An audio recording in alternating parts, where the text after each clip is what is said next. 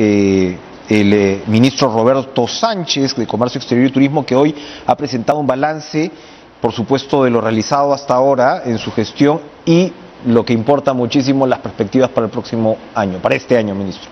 Gracias por estar con nosotros. Buenas noches, ¿cómo está? Muy buenas noches, estimado Enrique, y gracias más bien por la posibilidad de dirigirnos a todo el país, ¿no? Un sector crucial. Yo quería de todas maneras preguntarle como introducción, ¿qué le parece el caso del periodista sentenciado hoy, de Christopher Acosta? Creo que hay una confianza importante en la jurisprudencia, ¿no?, internacional alrededor de el respeto irrestricto a la libertad de expresión, a la libertad de prensa. Pues yo creo allí que será favorable, horas más, días menos, esta readecuación y que en realidad se respete como corresponde el derecho a la libre información, a la libre investigación, ¿no? Diferenciemos de lo que significa pues el sentido estricto de una prensa profesional, de también sectores en realidad que no vale la pena mencionar por su falta de responsabilidad al tratar también, yo creo, de una manera a veces sesgada, situaciones importantes que deben de ser de dominio público, ¿no? Yo creo que allí también hay que aclarar eso, ¿no? Pero en general estoy seguro que la jurisprudencia devolverá el suelo parejo para que este profesional periodista no esté afectado por una situación de esta naturaleza, ¿no? Así es. Ministro, entonces, usted tiene un sector a su cargo fundamental, dos grandes áreas, a una, evidentemente, y por suerte, ¿no?, le está yendo relativamente bien, que quiere decir comercio exterior, ya vamos a elaborar sobre la materia, y la otra, por supuesto, turismo, plantea un desafío inmenso. Cuéntenos, por favor, comencemos, si le parece, por el lado de turismo. Claro que sí. Hay dos datos que son realmente durísimos, que el sector turismo y toda su cadena de valor, hablo de hoteles, restaurantes, corredores de gastronomía, agencias de turismo, los transportistas y comunidades en general, muy afectados porque se tenía esta relación muy directa con el turismo receptivo o el turismo internacional. 4,5 millones de turistas que venían hasta la época prepandemia, luego una caída de 10 veces es realmente descomunal. Por supuesto. Y sin el turismo interno se tenía alrededor de 45 millones de viajes internos entre regiones, aquí y allá, que caiga 4 veces, o sea, es también muy duro para el sector. De allí que, asumido la responsabilidad de inmediato en un trabajo muy importante de articulación con gobiernos locales, gobiernos regionales, particularmente las direcciones regionales de comercio exterior y turismo, pero también todo el sector empresarial, todo el sector asociativo, Canatur, Caretures, en el ámbito de todo el país, nos centramos, tuvimos iniciativas y proyectamos alrededor de 80 millones de soles para que puedan sostener a través de fondos concursables programas de subsidios diversos a artesanos, a planes de negocio para los emprendedores ligados al sector, así como también a guías de turismo muy afectado ese sector, que han venido recibiendo diferentes ayudas para poder resistir. Pero también ahí debemos de mencionar estos 80 millones de soles muy importantes, otras intervenciones también presupuestales valiosas, como por ejemplo Trabaja Perú, finalmente destinó 15 millones de soles en trabajo articulado para poder mejorar el acondicionamiento de infraestructura básica en 105 destinos turísticos en 26 gobiernos locales, 15 millones de soles. Pero eso no es todo, porque de todas maneras la reactivación significa recursos presupuestales, financieros, para poder acompañar el sector. En ese sentido, FAE Turismo fue y es otra estrategia muy importante. Hasta julio se tenía más o menos usado 150 millones de soles de un fondo de 500 que el gobierno anterior dispuso que llegara solo a 200 millones. Nosotros de agosto a diciembre, trabajando evidentemente en subasta en las regiones con la caja de primer piso, decimos cajas municipales, banca de primer piso, hemos logrado adjudicar en subastas 78 millones de soles solo entre agosto y diciembre, superando los 200 millones, y ahora estamos haciendo las gestiones para recuperar esos 300 millones de soles que son créditos blandos para la microempresa. Es decir, el sector turismo necesita ahora, en época donde la opinión pública acreditada refiere que para reactivar el turismo internacional serán de 2 a 3 años. ¿Qué hacemos mientras? Necesitamos mirar el turismo interno. Duplicaremos las inversiones hacia nuestros destinos de gastronomía, hasta nuestros destinos de ambiente paisajístico, natural. ¿Cuánto se puede mover con turismo interno? ¿Cuáles son las metas de las que estamos hablando? El PBI en época prepandemia bordeaba el 4% del PBI. El interno. O el turismo en general, por las dos. ¿Cuánto sería más o menos el turismo interno en ese? Bueno, siempre la gran mayoría viene del turismo internacional. Por supuesto, claro. ¿No? Entonces, claro, pero eso hace que ahora también diversifiquemos sobre los destinos turísticos. Por ejemplo, tenemos cerca de 70 destinos con la certificación Safe Travel. Eso significa bioseguridad, prácticas adecuadas en época de pandemia. Pero además hemos pasado de un promedio de 500 destinos priorizados a más de 1.800. Esa resolución ministerial, ese trabajo articulado con el sector nos permite decir, si bien es cierto en inversiones, el año 2021 se orientó un promedio de 40 millones de soles en infraestructura turística, este año se ha duplicado a cerca de 82 millones en inversión en el plan Copesco. Pero eso no es suficiente. Nosotros necesitamos, calculamos, $1.000 millones para invertir en las reservas, los parques, los destinos, Green Destination. Todo el mundo reconoce al Perú con una serie de emblemas: primer destino culinario, primer destino verde, no solamente las pirámides muy bonitas en Lambayeque, ¿no? Como hablamos en Tucumé, Bosque de Poma, Cuelap, Choquequirao, Ollantaytambo. Es una oportunidad diversificadora también esta, ¿no? En medio de la crisis, por supuesto. Así es, necesitamos mirar nuestras regiones, nuestra bio y megadiversidad nos tiene unas maravillas como son, por ejemplo, las cocinas regionales. Las chicherías en el norte, las picanterías en el sur, los corredores gastronómicos.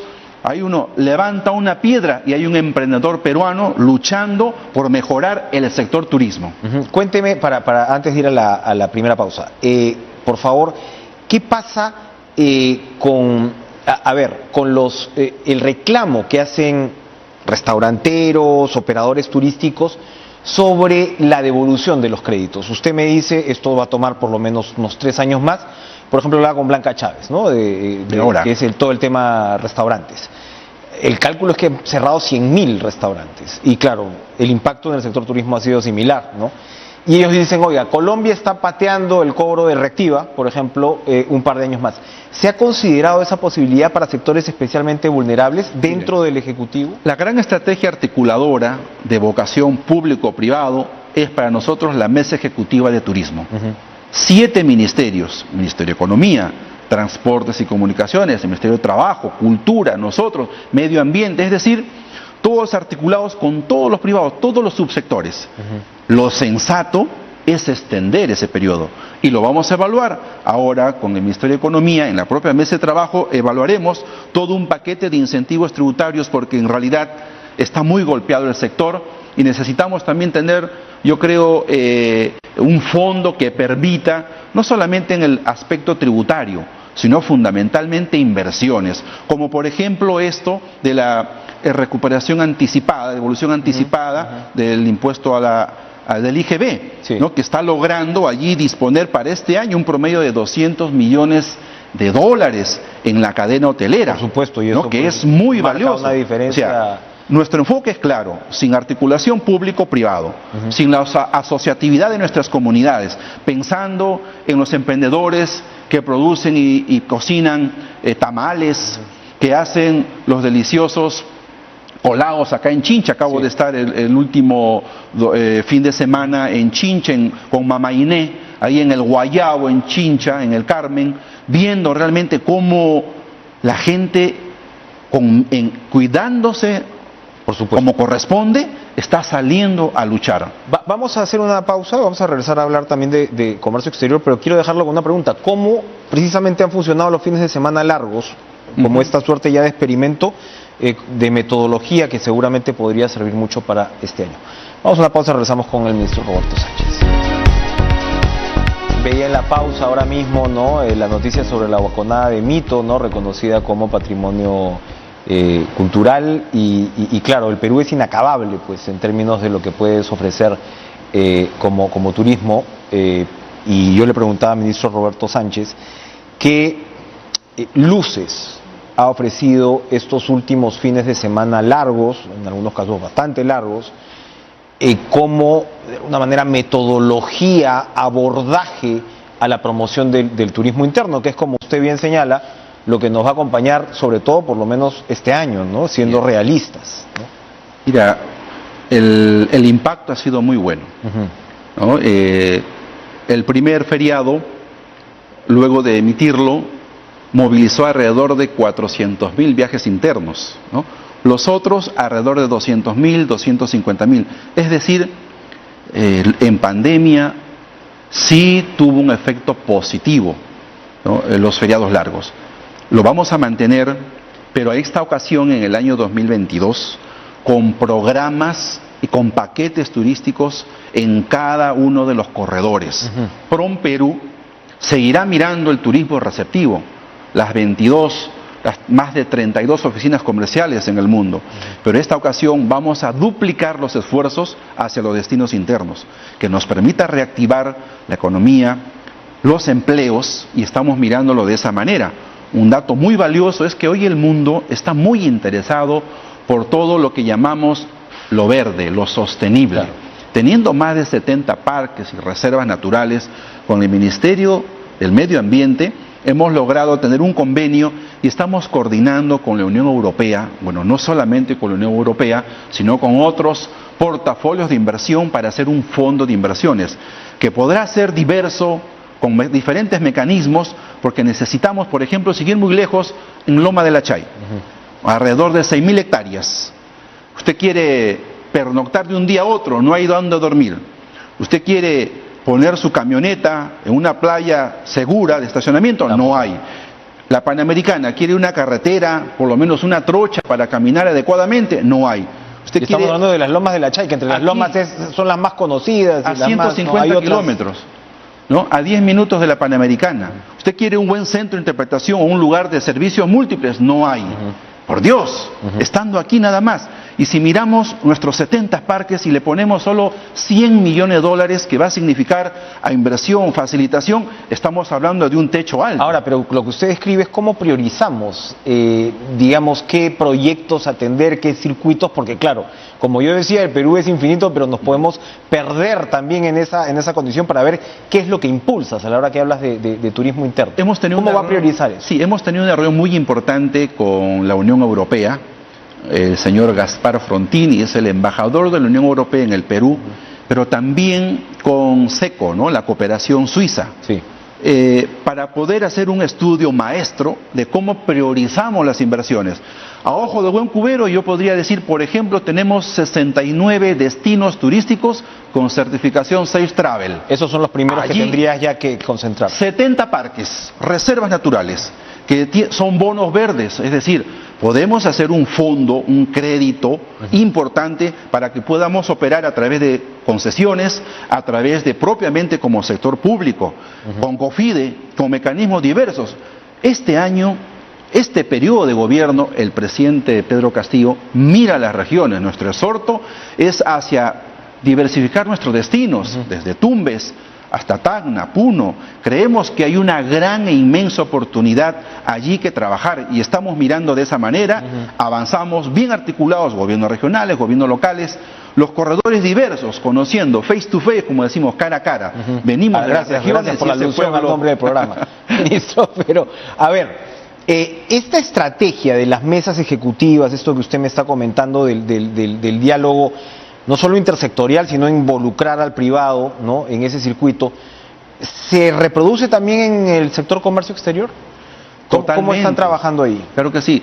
La Comufal es nuestra estrategia ¿no? Estamos hablando de la Comisión Multisectorial de Facilitación del Comercio Exterior. Allí están hasta 7 ministerios: Cancillería, el MEF, Agricultura, Producción, Ambiente, nosotros, Trabajo, etcétera, ¿no? Pero también está la Sociedad Nacional de Industrias, está COMEX, está ADEX, está los diferentes operadores, Canatur mismo, pero también los gobiernos regionales. Es decir, todos estamos en ese sector identificando y viendo, por ejemplo, cómo también mejoramos con nuestros programas. Por ejemplo, llegar a 54.000 millones de dólares en la agroexportación a noviembre del año 21 es realmente un boom exportador. Llegar a cerca de 15.000 millones de dólares en agroexportación, habiendo superado ya al año 2019. Ojo, entonces acá no hay solo mano invisible o piloto automático, no. Hay una decisión del gobierno de mantener lo que está funcionando, de ampliar las fronteras para pensar en nuestra segunda reforma agraria, en nuestras comunidades de agricultores.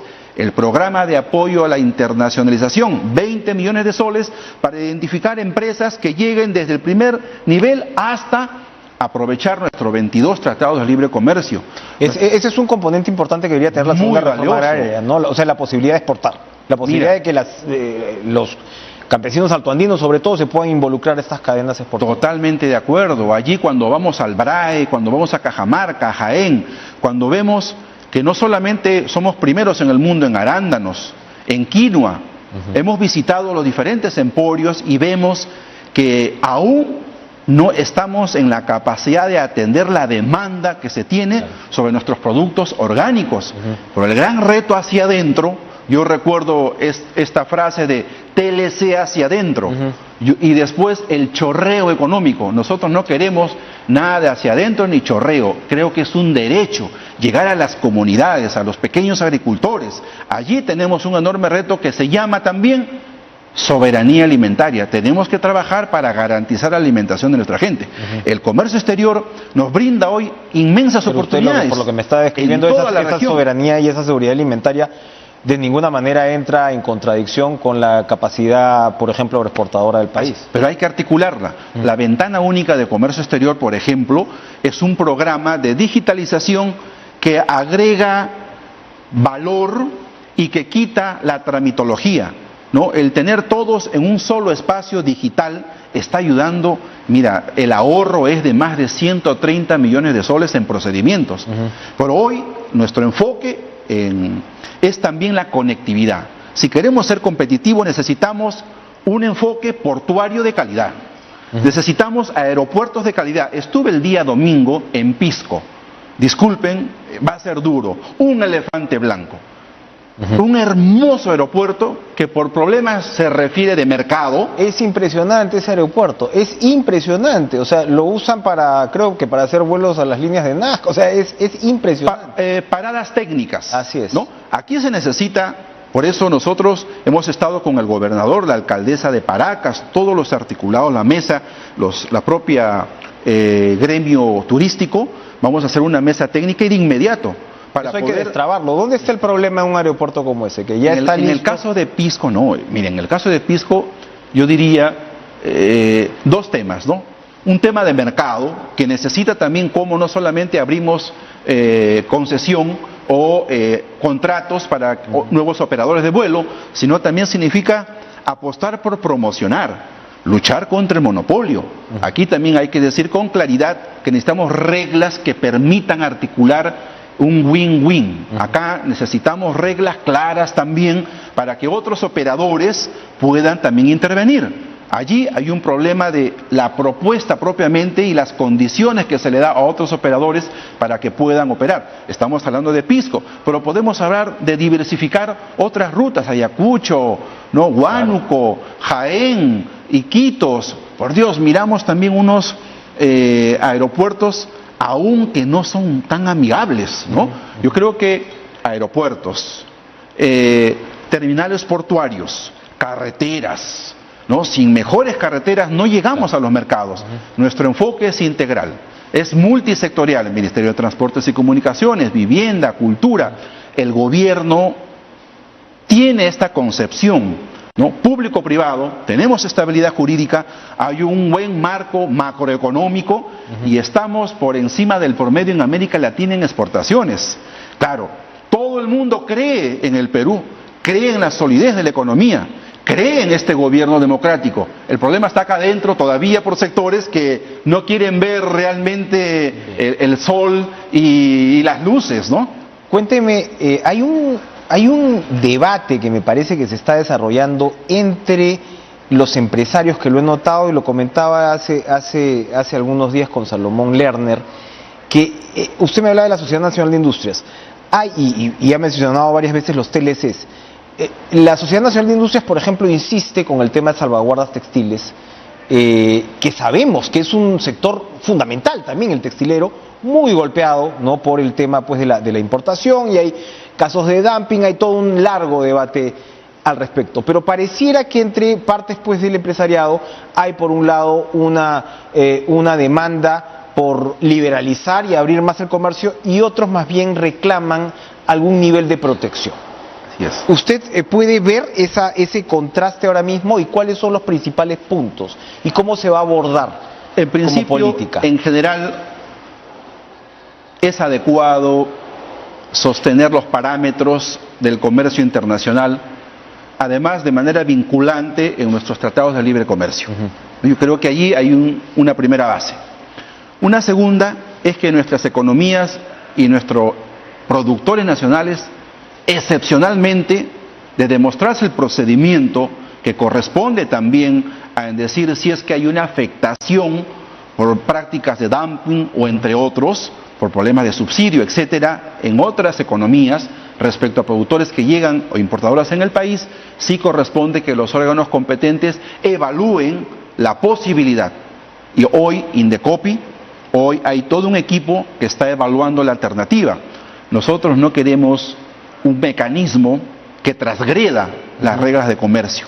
Pero necesitamos... Porque te penalizan además, o sea, Así si lo es. haces hay una retribución, una retaliación, mejor dicho. Pero sí necesitamos también velar por nuestra producción nacional. Lo mismo hace, por ejemplo, la economía de Estados Unidos, lo mismo hace China, lo mismo hace Brasil. ¿Y por qué nosotros no podríamos dialogar, conversar, empezar un proceso también de optimización de los tratados de libre comercio? Allí tenemos enormes retos. Saludamos, por ejemplo, el CPTPP, ¿no?, que es uno de los mercados más importantes y ya estamos vigentes allí. Hoy día me reunía con el embajador peruano que está ya con sus credenciales listas, tanto para Australia como para Indonesia, para aprovechar y elaborar una estrategia desde nuestro ente rector en promoción de la marca país que es PROMPERÚ, desde el desarrollo de capacidades que es nuestra ejecutora en futuro, o cómo proyectamos inversiones que es el plan COPESCO, o tanto nuestros dos viceministerios. Tenemos allí una experta en turismo, en gastronomía, las cocinas regionales, que es la científica social Isabel Álvarez, o bien un muchacho muy ducho en toda esta materia técnica del comercio exterior, como es Diego Llosa. Es un equipo donde tenemos funcionarios de todas las regiones. Sí, pues, critican y dicen puro político partidario. Oiga, señor, en principio cumplen el perfil, son profesionales, vienen de las regiones y es la gran oportunidad para demostrar también que sí, pues. Pero nadie ha sacado, que yo sepa, denuncias con el lo menciono, que no pasa en algunos otros sectores. Es importante mencionar, lo decimos con transparencia, ¿no?, con claridad. No, y es importante, por supuesto, construir además un cuerpo de profesionales probos, capacitados, que también vengan de las regiones, ¿cómo no? Y hay que hacer ese esfuerzo, pero como usted dice, bien, pues, ¿no? O sea, hacerlo bien, que tener... Quisiera referir, gracias. Sí, para terminar, ti, por favor. ¿no? En general, entonces, nosotros decimos, este 2022, seguimos apostando por la articulación público-privado y comunidad. Queremos expandir los beneficios de la exportación hacia los agricultores. Bien. Necesitamos un enfoque intersectorial de conectividad. Miramos nuestras cocinas regionales, miramos la sostenibilidad, las prácticas sostenibles, los paisajes, los ambientes turísticos valiosos y apostamos por los emprendedores. Esa es la visión de comercio exterior y turismo del presidente Pedro Castillo Terrones. Y lo comprometo a que nos vaya informando, ojalá periódicamente, sobre estos avances tan importantes. Así para será. Sectores fundamentales, además, no solamente en tema de mano de obra, sino pues cuando hablamos de los agricultores, qué duda cabe ¿no? Sí, la absoluta trascendencia para el país. Gracias por estar con nosotros, ministro Roberto Sánchez. Muchas gracias.